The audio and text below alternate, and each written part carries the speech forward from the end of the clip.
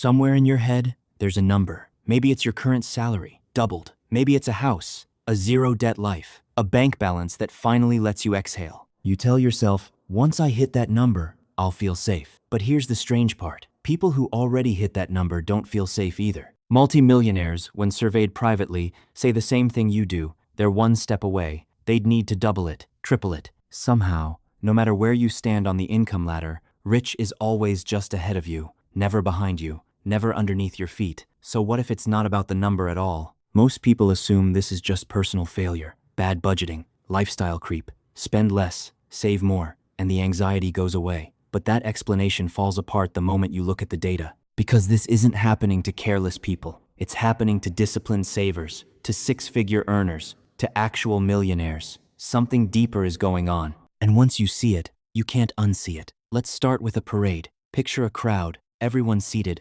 watching a parade go by. Someone near the front stands up for a better view. The person behind them has to stand too, just to see anything at all. Within seconds, the whole crowd is on its feet, straining, uncomfortable, and nobody's view has actually improved. Everyone's just working harder to stay exactly even. This is almost exactly how modern wealth behaves. In 1976, economist Fred Hirsch published a book called Social Limits to Growth, introducing a concept now known as positional goods. Some things in an economy can be mass-produced. Televisions, phones, appliances, technology just makes more of them. But other things can't scale. A house in the best school district, a spot at an elite university, a seat at the table that matters. These goods are valuable specifically because not everyone can have them. So when a society gets richer across the board, positional goods don't become easier to buy. They become more expensive because everyone's extra income gets thrown at the exact same fixed number of spots.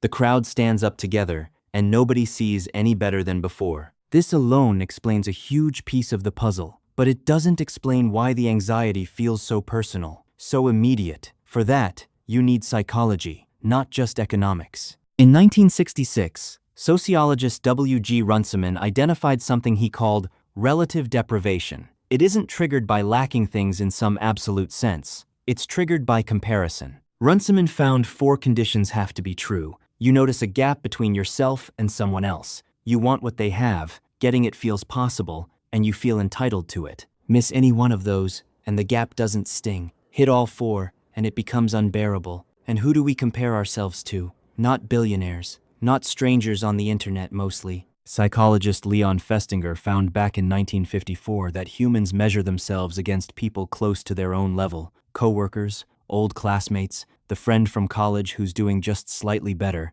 That's why a friend group with an income gap slowly falls apart. The lower earner starts skipping dinners to avoid being the cheap one. The higher earner feels guilty ordering what they actually want. Nobody says anything. The group just quietly shrinks. Here's where it gets measurable. Researchers have found that roughly 22% of people who are objectively not poor by any financial standard still report feeling poor. Meanwhile, a much smaller slice of people who are objectively below the poverty line report feeling financially secure. The feeling and the bank statement barely correlate, and the isolation is real too. People earning under $30,000 a year report chronic loneliness at more than double the rate of people earning over $150,000. Since 1990, the number of Americans who say they have 0 close friends has quadrupled from roughly 3% to 12%. That's not a coincidence, sitting next to the wealth data. It's the same mechanism. When status becomes the currency people measure themselves in, friendships stop being safe places to be seen.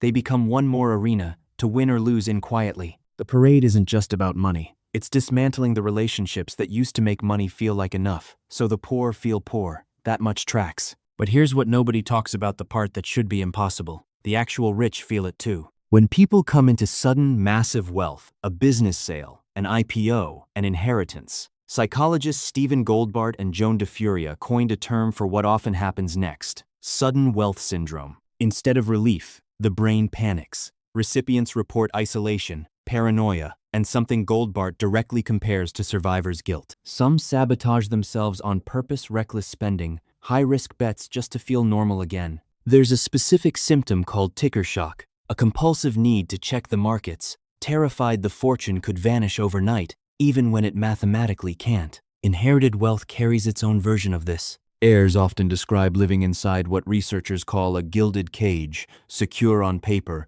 anxious underneath, quietly afraid of being seen as the spoiled kid who never earned any of it. So they hide it. They downplay it. And the isolation deepens in the exact place everyone assumes it should be easiest to feel safe. On forums like r/Fatfire, people with 8 figures in the bank describe something called one more year syndrome. They run endless simulations to test if their money will survive 50 years of retirement. It usually will, by a wide margin. They delay retiring anyway. Some keep years of cash sitting completely idle, calling it their financial Valium money that earns nothing, just to feel safe enough to sleep. The number never stops moving, even at the very top. And sometimes, it never moves at all, because the fear was installed before the money ever arrived. Henrietta Green was once one of the richest women alive, wealthy enough to personally bail out New York City during the financial panic of 1907. She heated oatmeal on a radiator to avoid paying for meals. She wore a single dress until it rotted. J. Paul Getty, once the richest man on earth, installed a coin-operated payphone in his own mansion. In 1973, when his grandson was kidnapped and held for ransom, Getty initially refused to pay a cent, famously stating he had 14 other grandchildren. He eventually paid only the portion that was tax-deductible, then loaned the rest to his own son at 4% interest. Both of them grew up with real financial trauma, and decades of billions never turned that switch off. Their brains had been wired early to treat scarcity as permanent. No number was ever going to override that. And it isn't just an old money phenomenon. Ingvar Kamprad, the founder of IKEA, built a fortune worth nearly $60 billion and still bought his clothes second-hand at flea markets and pocketed salt packets from restaurant tables. He preached frugality as a company philosophy, forcing employees to write on both sides of every sheet of paper. Journalists later found he also owned a mansion in Switzerland, vineyards in France, and a private estate back in Sweden. The frugality wasn't entirely fake. It was real trauma wearing the costume of a brand strategy. His childhood was shaped by a family history of financial ruin, and no amount of later success could fully convince his nervous system the danger had passed. Which brings us to something happening online right now. Social media has started calling this feeling money dysmorphia a mental glitch, where people feel broke despite having savings. It sounds compassionate, almost clinical. But in 2025, sociologist Bojan Savic published research arguing this framing does something quietly convenient. By treating financial fear as a personal brain malfunction, it stops being anyone's fault but yours. Not the housing markets, not stagnant wages, just you needing an app, or therapy, or a mindfulness routine. Savic identified the exact rhetorical moves this trend relies on. Real anxieties about rent and living costs get relabeled as irrational cognitive biases. Healthy budgeting gets treated like an obsessive disorder. Self-diagnosis tests flood social media until the label feels normal, even inevitable. And the entire conversation gets steered toward fixing yourself instead of questioning why the math stopped working in the first place. Meanwhile, Gen Z says they'd need $1.7 million to feel wealthy. Millennials say $2 million. More than half of both groups believe they'll never get there even as their actual income outpaces the generations before them. Part of that is what researchers call phantom wealth. Most of what a young professional owns today sits locked inside a retirement account or a stock portfolio. Numbers on a screen they can't touch, spend, or feel the weight of. It looks like security on paper. It doesn't feel like security in the body. And for a species that evolved to trust what it could hold, hunt, or store, a number in an app has never been all that convincing. So, maybe the horizon was never a personal problem to solve. It's structural, built into an economy where the best things can't be mass-produced. Built into a brain that only measures itself against the people standing closest. Built into wealth itself, which seems to generate its own private version of scarcity no matter how large it gets. Every generation assumes their parents simply hadn't worked hard enough, and every generation eventually discovers the same finish line waiting just past their fingertips. Hirsch saw it in the economy. Runciman and Festinger saw it in the mind. Hetty Green, Getty, and Kamprad lived it in their own bones, with more money than almost anyone in history, and none of it was ever enough to make the fear stop talking. You were never actually one step away. The step was designed to keep moving with you.